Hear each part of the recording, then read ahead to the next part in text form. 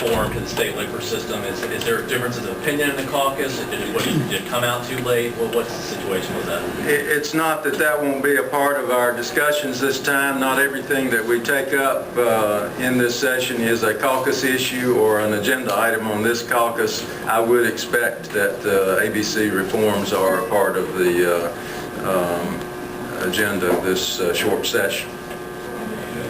Are there other items, aside from ethics and the budget and ABC, what are your other top priority items as a caucus? Well, this is a caucus press conference, and I'm going to stick to the 4 items that the caucus has approved. Obviously, there will be other things that come up that will be addressed of all kinds. You're aware of the eligibility rules. If it's a money item or a revenue item, or if it's past one house, if it comes out of a study commission, all those things are eligible, and things that are eligible will go through the regular committee process and be handled in normal fashion. You talked about job creation. Obviously the budget's tight. The governor has proposed some tax credits for small businesses, but some people say that's not, and when you look at the budget as a whole, it's not a whole lot of money. Want to accomplish a lot. Are y'all pretty limited in what you can do in that regard?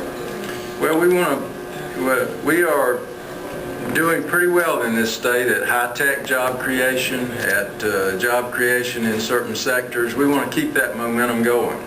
Biotech, pharmaceuticals, we think finance is going to come back. We've had some good luck in recruiting financial sector businesses to North Carolina. Our agenda focus is on small business. We want to continue to give the governor the tools she needs to deal with the larger recruitment efforts, but our agenda items are focus is on small business. I would ask the majority leader if he wants to comment on that. He's been leading our caucus in that effort. Well, we have several items that we think will help small businesses. One is a tax benefit for equipment purchases, a tax benefit for investment in small businesses. We're going to propose to extend the tax credit for small businesses that provide health insurance. And we got a $1,000 tax credit for small businesses, 25 employees or less that add people to the payroll.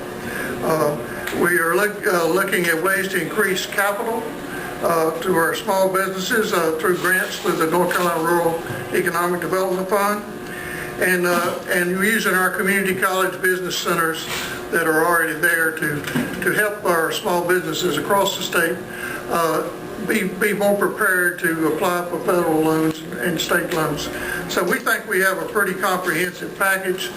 Whether that makes people hire people or not will remain to be seen, but I think this is the first attempt that this state or any other state that I'm aware of has tried to do strictly for small businesses, your Main Street businesses, 25 employees or less.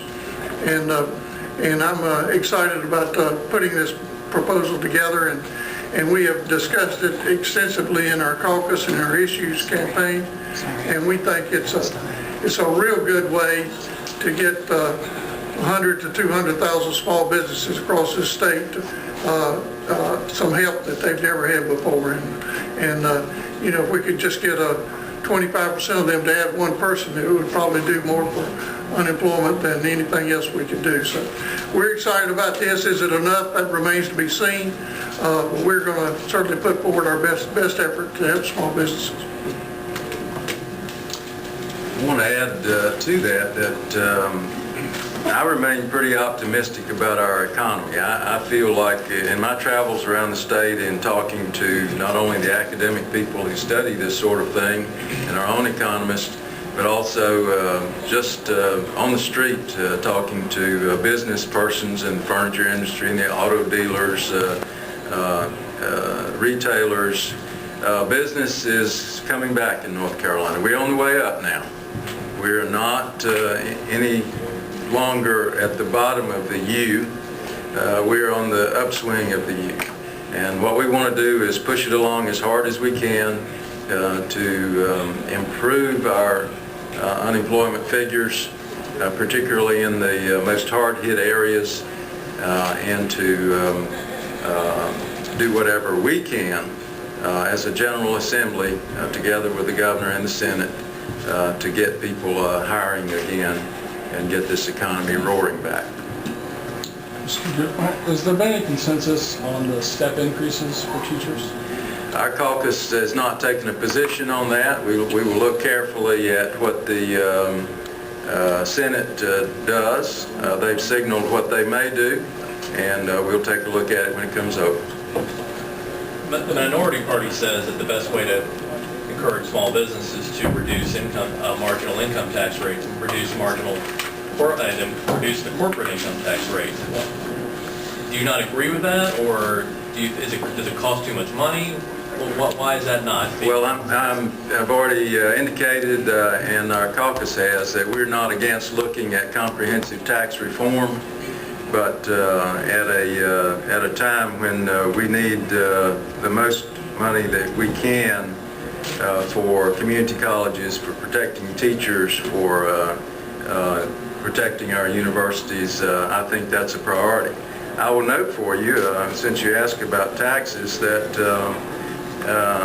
a recent article in USA Today surveyed the situation and concluded that Americans' tax bills in 2009 are the lowest level since 1950. Speaker, what are your thoughts on Representative Glazer's proposal to shift $100 million of lottery money over to funding teacher salaries? Our caucus has not taken a position on that. I applaud Representative Glazer for looking for new ideas to protect teachers. That's exactly what it is, and protect teaching jobs. And our appropriations chairs and subcommittee chairs and committee will be available to look at that. But our caucus does not have a position on that. Republicans say they're going to introduce a bill challenging some parts of the federal health care law. Do you see that being an issue in this session? Well, I think it's more of a political issue than a legislative one. I think that the Attorney General has made a decision that is sound based on the law, not to join in.